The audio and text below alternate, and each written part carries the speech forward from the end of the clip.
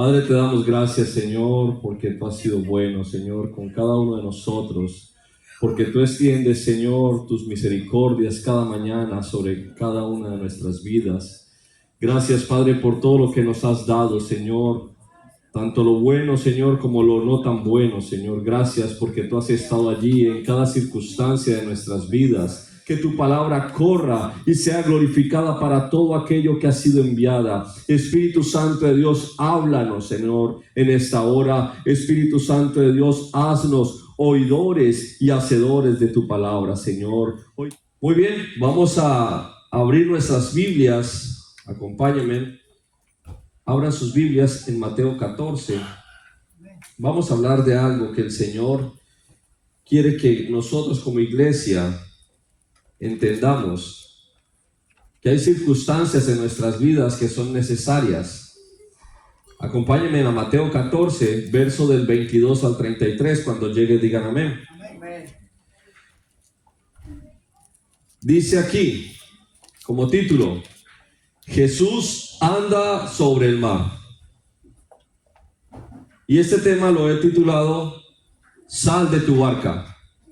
Diga conmigo, sal de tu barca. Dígale al que está a la par, sal de tu barca.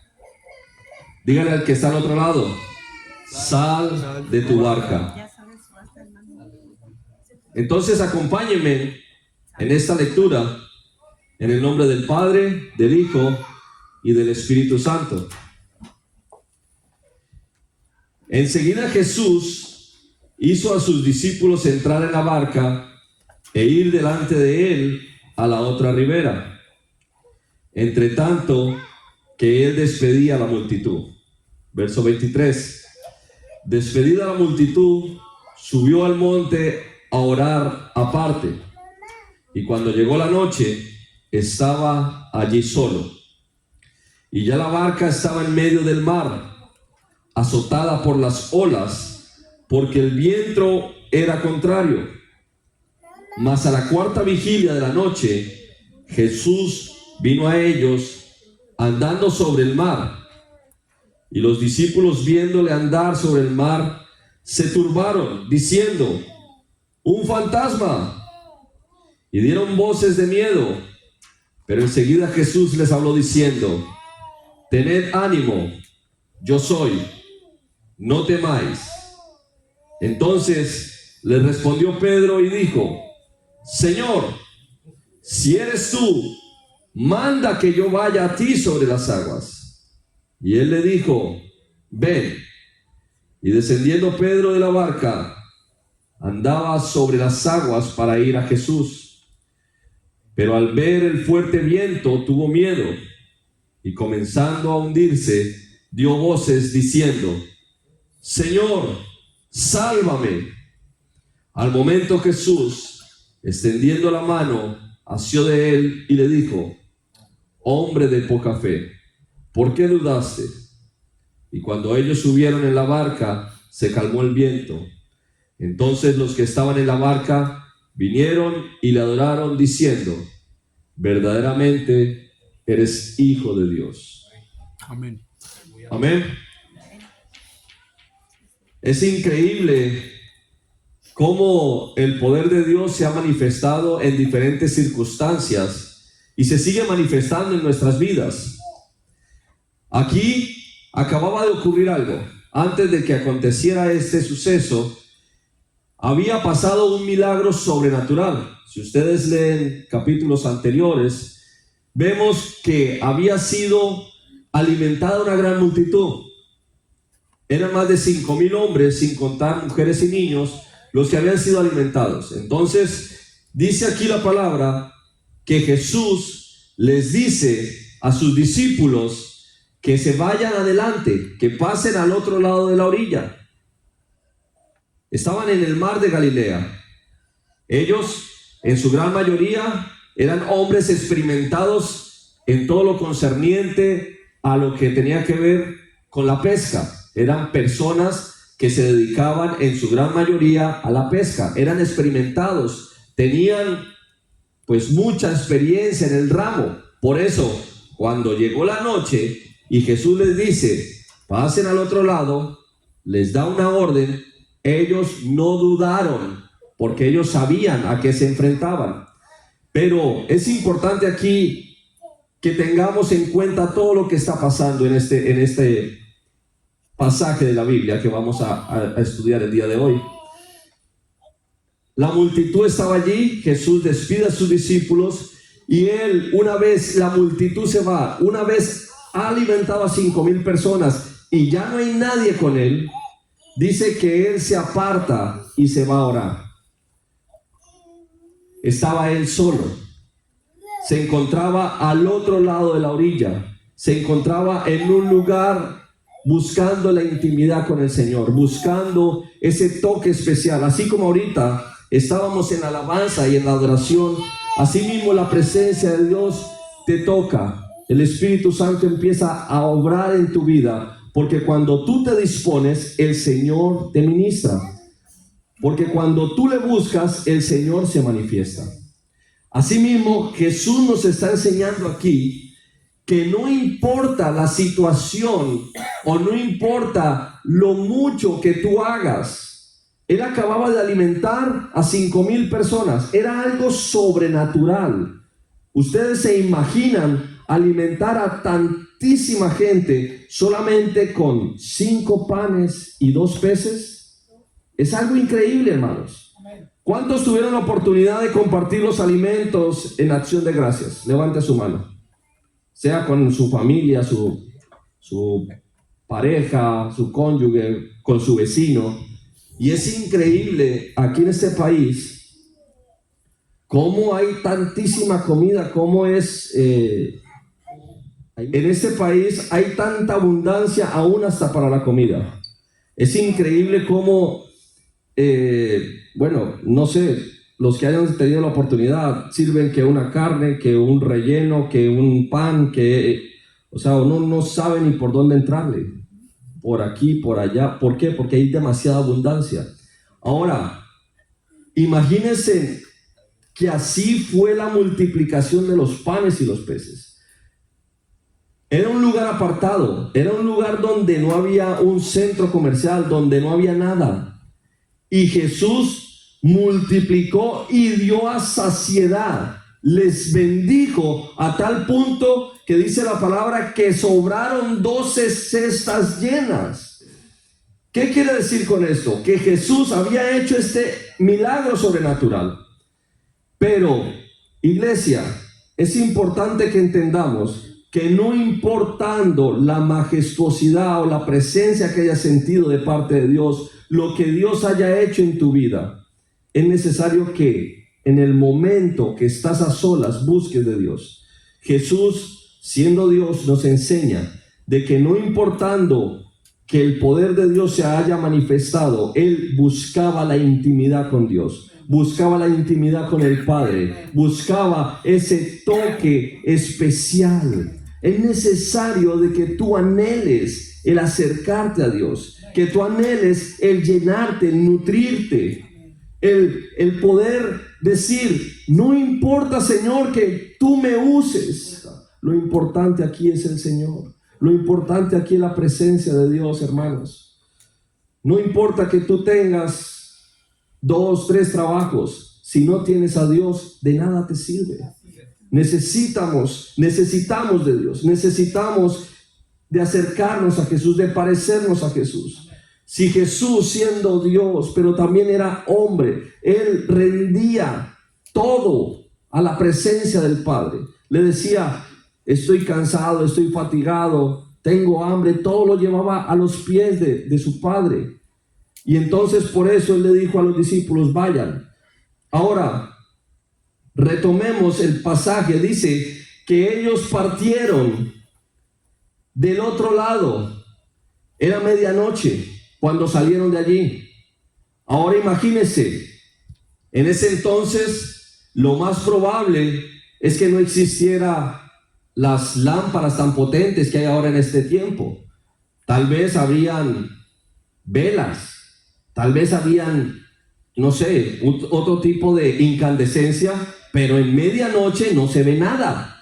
Y aparte dice aquí la palabra que el viento les era contrario, que empezaron las olas a pegarle a la barca. En medio, ya cuando la barca no apenas salió, sino cuando ya estaba mar adentro, empezó algo a traer obstáculo, a traer prueba, a traer tormenta a los discípulos. Imagínense, hombres experimentados, hombres que se dedicaban a la pesca.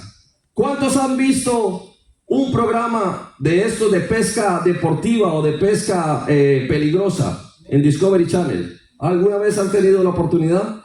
Eso es horrible, hermanos. Es tremendo. Cómo esa gente se expone. Bueno, también ganan mucho dinero, pero es totalmente peligroso. Llegan las olas del mar y golpean con ímpetu contra la nave, contra la aeronave o contra el barco, la embarcación. Y las olas cubren y pasan. Y en muchas embarcaciones se han dado la vuelta por lo fuerte que pegan las olas. Así lo mismo, están hablando aquí la palabra de que vinieron olas y golpearon con ímpetu contra aquella embarcación. Y lo tremendo es que estos hombres experimentados, hombres que habían sido capacitados, que todo desde pequeñito me imagino que ellos desayunaban, almorzaban y cenaban pesca, ahora ya eran grandes y se encontraron con este desafío, una tormenta en medio de la noche. ¿Y qué dice la palabra? Que ellos tuvieron miedo. Increíble. Discípulos, conocedores del Señor, acababan de mirar un milagro sobrenatural. Acababan de ver cómo el Señor había multiplicado 5,000 panes a tantas personas. Les había dado de comer sin haber tenido nada de eso. Pero tuvieron miedo de la situación. Tuvieron miedo de que aún ellos estaban caminando en obediencia. Recordemos que ellos no se fueron porque, es que Jesús se va a poner a orar. Es que como hay veces por ahí, en otras iglesias, no aquí, no pasa aquí, pero en otras iglesias, es que el hermano cuando se pone a orar dura mucho. Entonces, así mismo me imagino que hablaban de Jesús. Es que cuando Jesús se pone a orar, pues se pasa mucho tiempo. Y toda esa serie de cosas. Entonces, los discípulos no se fueron por voluntad propia, sino por una palabra que Jesús les dijo: espérenme al otro lado. Vayan a la otra orilla y allá espérenme. Ellos se fueron en obediencia. Ellos actuaron conforme a una palabra que era: vayan al otro lado. ¿Estamos? Amén. Muchas veces hay personas que atraviesan situaciones en su vida, que atraviesan tormentas, como los discípulos estaban aquí atravesando. Y la gente asocia estas tormentas, estas dificultades con pecados ocultos. No, es que si el hermanito le está yendo mal, si al hermanito le está yendo mal en su trabajo, en su hogar, es porque le está pasando algo o está mal con el Señor. Pero es increíble aquí el Señor lo que me estaba enseñando o revelando, que no tenía que ver con pecados ocultos de los discípulos. Ellos se fueron al otro lado siguiendo una ordenanza del Señor. Ellos estaban caminando en obediencia, pero el enemigo vino y colocó esta tormenta para hacerlos dudar, para hacerlos regresar de la voluntad de Dios. Entonces, esta circunstancia que el enemigo se levantó en contra de ellos era para desviarlos de la voluntad de Dios, desviarlos de la palabra que había sido determinada, cruzar al otro lado y esperarme allá. No tenía nada que ver con pecado, no tenía nada que ver con situaciones propias de los discípulos, sino que fue cosas que el enemigo estaba usando para desviar, para robar. Otra cosa es que la obediencia no nos priva de pasar por tormentas, amados. Cuando tú andas en obediencia a la palabra de Dios, no quiere decir que nunca vayas a tener tribulación, nunca vayas a tener pruebas. Van a venir, pero Dios va a ser el que te va a fortalecer. Dios va a ser el que te va a sustentar. Dios va a ser el que te va a llevar de su mano poderosa. Ahora, las situaciones extremas y las tormentas son puntos fijos de encuentros con Dios. Muchas veces Dios permite esta serie de circunstancias en tu vida y en mi vida para Él revelarse a ti, para Él demostrar su poder, para Él demostrar su gloria. Amados, retomando el capítulo que estábamos leyendo, hombres experimentados con miedo, hombres pescadores que se encontraban temiendo por su vida.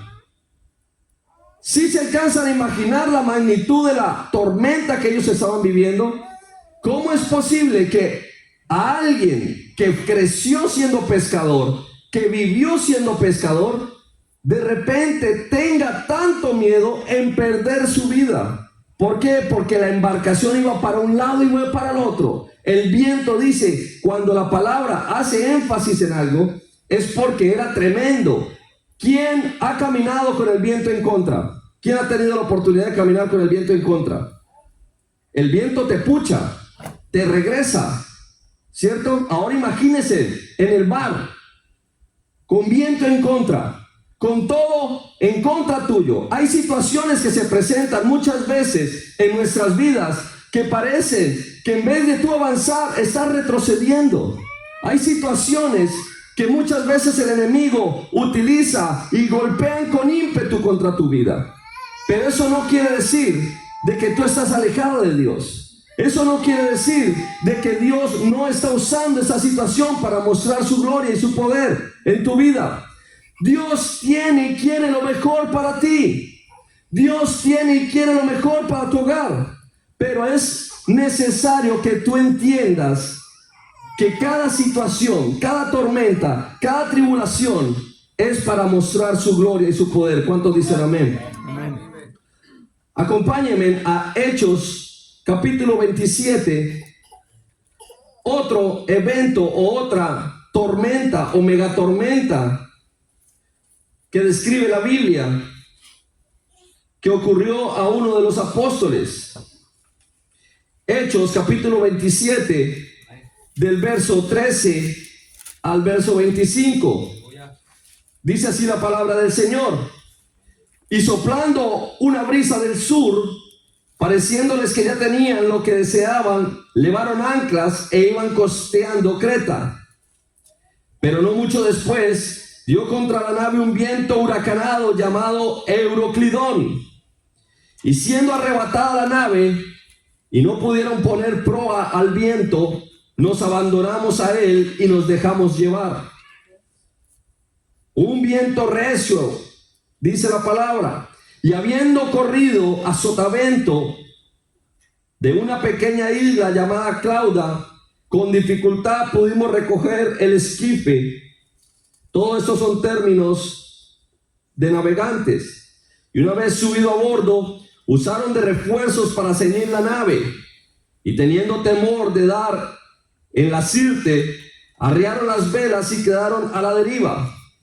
Pero siendo combatidos por una furiosa tempestad, al siguiente día empezaron a alijar, y al tercer día con nuestras propias manos arrojamos los aparejos de la nave. Se deshicieron de todo el peso, se deshicieron de todo lo que no era indispensable, y no aparecieron ni sol ni estrellas por muchos días. Y acosados por una tempestad no pequeña, ya habíamos perdido toda esperanza de salvarnos. Entonces Pablo, como hacía ya mucho que no comíamos, puesto en pie en medio de ellos, dijo: habría sido, por cierto, conveniente, oh varones, haberme oído y no zarpar de Creta, tan solo para recibir este perjuicio y pérdida. Pero ahora os exhorto a tener buen ánimo, pues no habrá ninguna pérdida de vida entre vosotros, sino solamente de la nave. Porque esta noche ha estado conmigo el ángel del Dios de quien soy y a quien sirvo, diciendo: Pablo, no temas, es necesario que comparezcas ante César. Y aquí Dios te ha concedido todos los que navegan contigo. Amén. Así que estando en obediencia significa que no importa de que tú hagas las cosas bien para el Señor. Van a venir circunstancias a tu vida. Van a venir circunstancias o dificultades a tu hogar, a tu trabajo, a tu manera de vivir. Pero eso no quiere decir de que Dios no está contigo. Aquí el apóstol Pablo les está diciendo, no tengan temor. El mismo Dios al que yo sirvo, Él ya me dijo que vamos a perder la nave, pero ninguno va a morir. Vamos a llegar al destino. Es necesario que yo llegue a ese destino. Pero las circunstancias no pueden hacerte desviar del plan y del propósito de Dios. Amén. Por más de que el enemigo venga y golpee con ímpetu sobre tu vida, que golpee tus finanzas, que golpee tu salud, que golpee aún tu relación en tu hogar.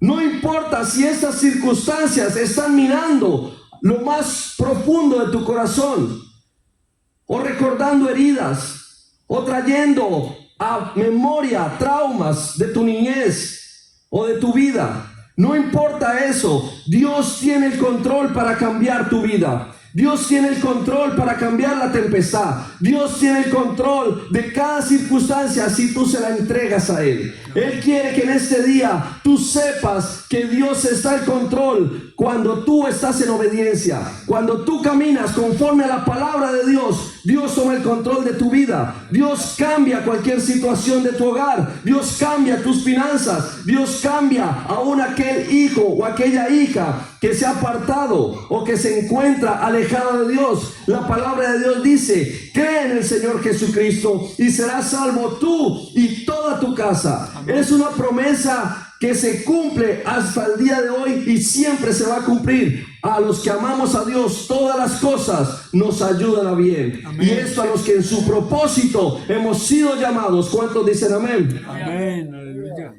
Entonces, nosotros no podemos dejar de que la presencia de Dios se vaya de nosotros cuando viene la tribulación, cuando viene la angustia, cuando viene la calamidad. Tenemos que asirnos del Señor. Así como Pedro dijo, Señor, sálvame. El Señor dice, asió de él, o sea, lo agarró, lo sujetó, lo atrajo con él. Nosotros tenemos que estar bien cimentados en la palabra del Señor, siempre gozosos en las promesas de Dios. Las promesas de Dios son en Él sí y en Él amén.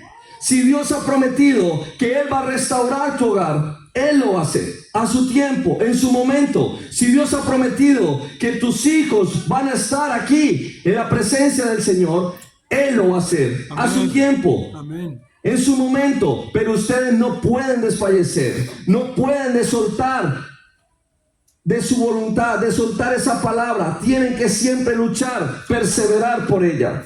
Retomando nuestro texto base, en el cual hablábamos de cuando los discípulos se encontraban en el mar y estaban siendo azotados, la palabra de Dios dice en Mateo 14:26, si me acompañan: y los discípulos, viéndole andar sobre el mar, se turbaron diciendo, un fantasma. Versículo 25 antes: mas a la cuarta vigilia de la noche Jesús vino a ellos andando sobre el mar. La cuarta vigilia. La noche es partida en 4 vigilias para que más o menos ustedes entiendan de qué está hablando la palabra de Dios. La primera vigilia es de 6 de la tarde a 9 de la noche. Sería la primera vigilia. La segunda vigilia sería de 9 de la noche a 12 de medianoche. La segunda vigilia. Tercera vigilia sería de 12 de la noche a 3 de la mañana. Y la cuarta vigilia sería de las 3 de la mañana hasta las 6 de la mañana. Cuando aquí la palabra dice que el Señor Jesús regresó en la cuarta vigilia, nos está hablando que regresó entre las 3 y las 6 de la mañana. Pero para que pareciese un fantasma, tendría que ser en el momento más oscuro de la noche, más o menos a eso de las 3 de la mañana. Ustedes imagínense en esta escena, amados, hombres valerosos en extremo, hombres esforzados, curtidos en la pesca, en la navegación, atemorizados porque sienten miedo de perecer en este lugar. Y de repente, en ese entonces no existía la televisión, mucho menos el periódico ni el internet, nada de eso. Solamente era lo que ellos veían. Y de repente ver a lo lejos una silueta de un hombre caminando. Ahora, cuando nosotros hemos escuchado hablar de que Jesús caminó sobre las aguas, y también lo hemos visto en algunas películas, lo pasan caminando sobre aguas que, no hombre, ni se mueven. Son aguas así totalmente tranquilas. ¿Cómo está el agua en una tormenta? Para allá y para acá, para allá y para acá. Y Jesús iba caminando sobre las aguas. Si se alcanzan a dimensionar esa, ¿por qué ellos tuvieron miedo? ¿Por qué sintieron temor aún de esa silueta? Porque para ellos era imposible que alguien pudiera caminar sobre esas aguas. Si ellos estaban a punto de volcarse, Jesús vino y atravesó todos esos obstáculos para mostrarles que Él era el Rey de Reyes y Señor de Señores. ¿Cuántos dicen amén? Amén. Ahora, lo importante aquí no fue que Jesús haya caminado sobre las aguas, sino cómo reaccionaron los que estaban en la barca. Y es aquí donde me quiero enfocar. La barca tipifica la seguridad, la firmeza, la estabilidad que muchas veces nosotros tenemos. Cuando nosotros nos sentimos firmes, seguros, aparte de Dios, cualquier cosa que nos brinde firmeza o seguridad o estabilidad sin Dios, eso no puede ser lo que mueva tu vida. Nosotros no podemos movernos por emociones ni por sentimientos, sino por la palabra de Dios. Siempre nuestra seguridad, nuestra fortaleza y todo tiene que ser conforme a la palabra de Dios. No podemos dejarnos llevar por nuestras emociones. Me siento bien, entonces voy a hacer esto. Es que si no me siento bien, entonces mejor me voy. No podemos dejarnos de llevar por nuestras emociones. La barca tipifica toda esa zona de seguridad. La barca tipifica la zona de confort. La barca tipifica a todo ese tipo de personas que se encuentran acostumbrados a una situación, que se encuentran en una situación donde ya dicen, ya están resignados. He visto muchas personas, no en esta iglesia, en otros lugares, donde el agua puede estarles hasta el cuello a la persona, en deudas, en problemas familiares, en situaciones adversas. Ya sienten que el agua está hasta aquí, pero dicen, bueno, de perdida, el agua está tibia. ¿Cómo así? ¿Cómo que el agua está tibia? Te estás ahogando en las situaciones. Te estás sumergiendo en deudas, en problemas en casa, en relación con tus hijos, en relación laboral. Y la persona está diciendo, de perdida está el agua tibia. O de perdida no me está dando en la boca. Otras personas, o otros ejemplos, como está la esposa, que dice, mi esposo es alcohólico, es drogadicto, pero de perdida no me pega. Me cumple con todo lo que yo necesito. Sí, puede ser muy borracho, puede ser drogadicto, pero no falta nada en la casa. No podemos tolerar o resignarnos a situaciones como esta. Por eso, aquí el Señor nos está diciendo, la barca no puede ser tu zona segura.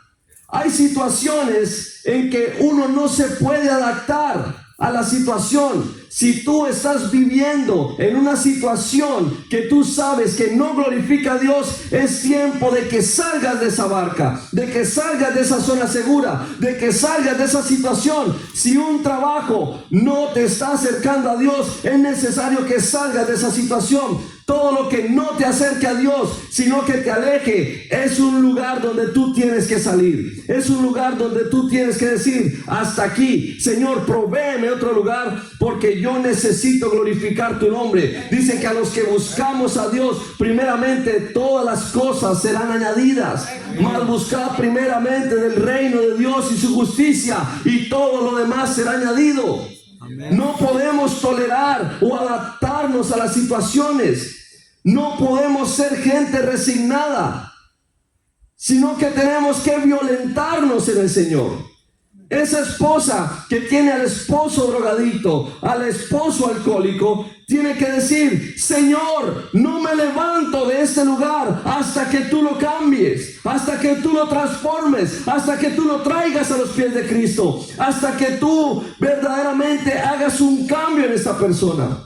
No puede ser de que sigamos como iglesia acomodándonos y diciendo: yo oro por él. ¿Y cómo ora, hermana? Yo digo que el Señor lo guarde, que no le vaya a pasar nada cuando esté por allá tomando, que de perdida llegue sano y salvo a la casa. Eso no puede pasar más en la iglesia, en el cuerpo de Cristo. Tenemos que violentarnos en el Señor. Hay gente que dice: a mí me gusta orar o ayunar. Hablemos del ayuno.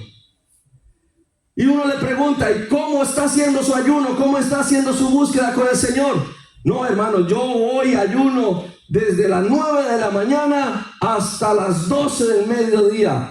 Esas son unas horas poderosas de ayuno. En mi tierra eso se llama desayunar tarde. Eso no se llama ayuno. La oración, el ayuno, la búsqueda de Dios tiene que ser genuina.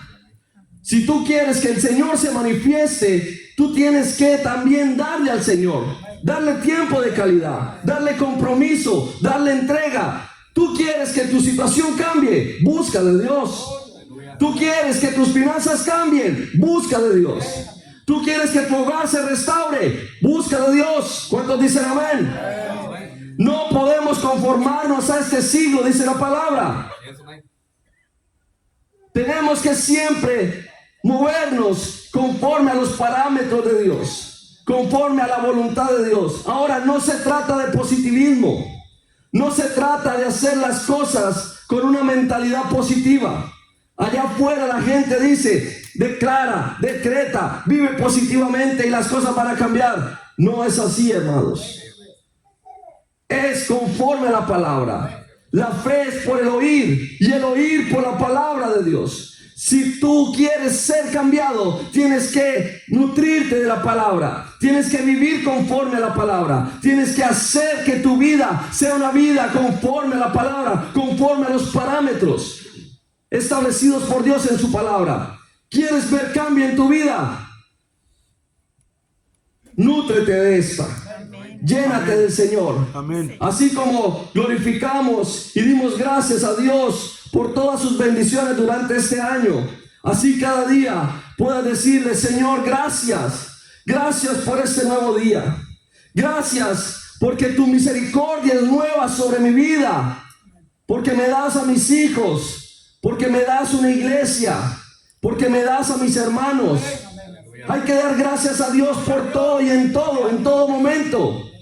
Hay gente allá afuera que añoran un minuto más de vida, que añoran unas piernas para caminar, que añoran un cuerpo sano y saludable.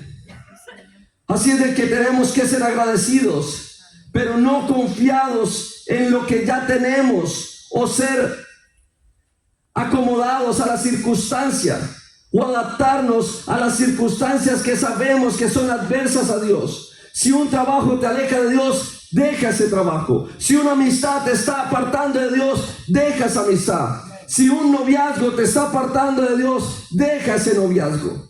No podemos tolerar nada que no glorifique a Dios, nada que no nos acerque a Dios. Tenemos que siempre decir, Dios primero en nuestras vidas. Si Dios está conmigo, ¿quién contra mí?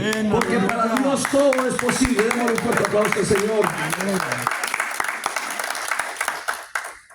Acompáñenme a Génesis capítulo 12, verso del 1 al 3. Cuando nosotros empezamos a caminar conforme a las palabras de Dios, a los mandatos de Dios. Aquí hay un hombre que caminó conforme a la palabra. Génesis 12 del 1 al 3 dice: pero Jehová había dicho a Abraham: vete de tu tierra y de tu parentela y de la casa de tu padre a la tierra que yo te mostraré, y haré de ti una nación grande, y te bendeciré y engrandeceré tu nombre, y serás bendición. Bendeciré a los que te bendijeren, y a los que te maldijeren maldeciré. Serán benditas en ti todas las familias de la tierra.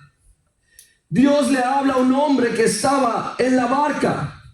Dios le habla a un hombre que tenía 75 años y una esposa estéril. Un hombre que ya se había acomodado a su situación. Un hombre que tal vez llevaba casado desde los 20 o 30 años. Al tener 75, imagínense, toda una vida con una esposa, la cual no le daba hijos, no le daba descendencia. Él ya se había acomodado a esa situación. Él ya se había resignado a no tener familia. Pero Dios le dice un día: Abraham, vete de tu tierra y de tu parentela. Vete de esta zona de confort. Vete de este lugar donde te están chocholeando, donde te llevan así en las manos.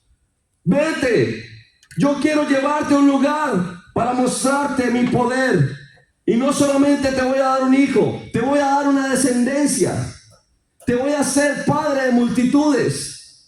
Así es de que cuando este hombre oyó la palabra y creyó en la palabra, pudo entender el propósito para su vida.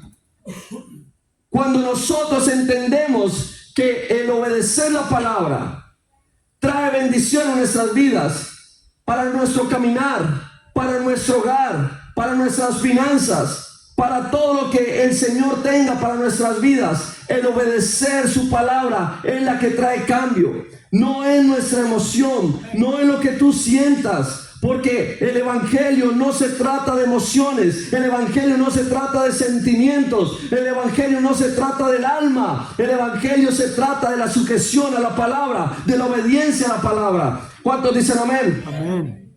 No es fácil salir de la barca, no es fácil, amados, pero hay mayor peligro quedarse en la barca. Acompáñenme a Primera de Reyes 17. Vamos a leer del verso 11 al 14. Y yendo ella para traérsela, él la volvió a llamar, y le dijo: te ruego que me traigas también un bocado de pan en tu mano. Y ella respondió: vive Jehová tu Dios, que no tengo pan cocido, solamente un puñado de harina tengo en la tinaja, y un poco de aceite en una vasija. Y ahora recogía 2 leños para entrar y prepararlo para mí y para mi hijo, para que lo comamos y nos dejemos morir. Elías le dijo: no tengas temor, ve, haz como has dicho, pero hazme a mí primero de ello una pequeña torta cocida debajo de la ceniza y tráemela, y después harás para ti y para tu hijo, porque Jehová Dios de Israel ha dicho así: la harina de la tinaja no escaseará, ni el aceite de la vasija disminuirá, hasta el día en que Jehová haga llover sobre la faz de la tierra. Esta mujer dejó de confiar en su seguridad. Esta mujer dejó de confiar en lo único que tenía, el único sustento, amados. Muchas veces nosotros ponemos de excusa. En este país es muy notorio o muy constante esta palabra: es que tengo que trabajar, es que el trabajo no me deja. ¿Por qué no te congregas? Porque el trabajo no me deja. ¿Por qué no vienes a la iglesia? Porque tengo que trabajar. Esta mujer viuda era lo único que tenía. Dice la palabra, un puñado de harina y un poco de aceite. Iba a preparar la última comida para ella y para su hijo, para después esperar la muerte. Había una escasez, una sequía en esta tierra, en este momento. Y el Señor utiliza al profeta para traer bendición a esta casa. Una mujer extranjera, no era israelí, era de Sarepta. Era una mujer totalmente ajena a los principios bíblicos, pero Dios trajo bendición por causa de esta mujer. Y así mismo quiere decirte hoy, no importa que tú digas que ese es el sustento de tu casa, que eso es lo único que tú tienes para sustentar a tu casa. El Señor te dice, yo soy tu sustentador, yo soy tu proveedor, yo soy el que te sostiene de tu mano derecha, el que te dice, no temas, yo estoy contigo, no desmayes, yo soy tu Dios, el que te sustenta con la diestra de mi justicia. Aleluya. Así es de que no podemos tolerar que el enemigo traiga a esta nación conceptos que para Dios no hay tiempo. Hablaba con una mujer y me decía, conocí del Señor desde mi juventud, pero aquí el trabajo no me deja acercarme a Dios. Es triste esa situación. Es triste que nos encontremos con personas que quieren acercarse a Dios, pero colocan al Dios trabajo primero. ¿Por qué le digo Dios? Porque si lo están poniendo primero es porque están bajando a Dios y están colocando el trabajo. El trabajo no te puede mover, amados. Es necesario proveer para la casa, pero es necesario primero darle el lugar a Dios. Primero decirle, Dios, si no es por ti, este trabajo no estaría. Si no es por ti, no tendría las fuerzas para ir a trabajar. Si no fuera por ti, no tendría el vigor para traer el sustento a mi casa, para poder levantar a mis hijos, porque Dios es el que provee, Dios es el que sustenta. Cuando entendemos ese principio, le damos el primer lugar a Dios en todo, porque Dios tiene que ser el primer lugar en nuestras vidas. Esta mujer lo entendió, dijo, si yo hago lo que este hombre de Dios, si este profeta me está diciendo que primero para él y luego para nosotros, y dice que el Señor le respaldó, Dios le bendijo y dijo, nunca escaseará más el aceite en tu vasija, ni nunca más dejará de venir sobre tu vida la palabra, el sustento. El Señor trajo para ella bendición solo por creer en la palabra. Amén. En la palabra del hombre, de Dios. Hay una de las cosas que frenan para salir de la barca y es el temor a fracasar. Muchas veces nosotros como iglesia, como cuerpo de Cristo, no queremos salir de la zona de confort. No queremos salir de esas circunstancias que nos están alejando de Dios por miedo al fracaso, por miedo al que dirán, por miedo a que mi esposa diga, ¿y ahora de qué vamos a vivir? ¿Y ahora qué vamos a hacer? Quiero compartirles un ejemplo de un hombre llamado Jonas Salk. Hizo 200 intentos sin éxito antes de inventar la vacuna contra la polio, cuando antes era inyectada, ahora es vía oral. En ese entonces, cuando él hace esta invención, estaba muriendo muchísima gente por causa de esta enfermedad de la polio. Pero una vez él encuentra la vacuna, llega un periodista y le dice, ¿cómo es posible que usted después de 200 fracasos haya podido lograr la vacuna contra la polio? A la cual este hombre le contesta, no, señor, yo no tuve 200 fracasos. Yo aprendí o descubrí 200 maneras de cómo no debía hacer la vacuna contra la polio. Es importante saber cómo está siendo tu actitud frente a las circunstancias. ¿Cómo está siendo? ¿Qué tan favorables están siendo las situaciones que Dios está permitiendo sobre tu vida? Porque Dios te permite todas esa serie de cosas, no para avergonzarte, no para disminuirte o menguar tu vida. Tú eres un hombre proveedor que sustenta tu casa, amén. Pero Él quiere demostrarte que aún cuando tú eres obediente, Él te sustenta, Él te provee. Amén. No importa la situación que tú estés atravesando, Dios quiere y tiene el control sobre tu vida. Ahora, retomando, los discípulos pudieron decir de Pedro: mira, aquí está Pedro, el emocionalista, el carismático, el que para todos se ofrece. Aquí está, míralo, ahí está, se está hundiendo. ¿Para qué se salió de la barca? Aquí estamos con miedo, pero seguros. Tal vez nos íbamos a morir más adelante, pero estábamos seguros. ¿Quién lo manda? ¿Para qué se salió de la barca? Ahí está, mire, se está ahogando. Ahí está diciendo al Señor: sálvame. Muchas veces vemos circunstancias como estas. La gente está al pendiente para juzgarte, para condenarte. ¿Por qué? Porque así somos los seres humanos. Pero Dios tiene el cuidado de tu vida. Dios no te juzga. Dios tiene el control de cada circunstancia de nosotros. Lo importante aquí no fue que Pedro se hundió. Lo importante aquí es que Pedro experimentó el caminar sobre el mar, cosa que no hicieron los demás discípulos. Pedro fue el único de todos los discípulos que puede decir: yo sé que es caminar sobre el mar. Yo sé que es caminar sobre la tormenta. Yo sé que es caminar en medio de la dificultad, en medio del problema. Yo sé que es mostrar el poder de Dios en medio de la dificultad. Es muy fácil decir gloria a Dios cuando tengo los bolsillos llenos. Es muy fácil decir Dios es mi sanador cuando no estoy enfermo. Pero cuando estás enfermo es cuando tú tienes que clamar. Es cuando tú tienes que agarrarte del Señor y decirle: Señor, tú eres mi sanador. Cuando estás en la dificultad es cuando Dios se revela y te dice: yo soy tu sustento, yo soy tu proveedor. Amén. Por eso es necesario salir de la barca, amados. Démosle un fuerte aplauso al Señor.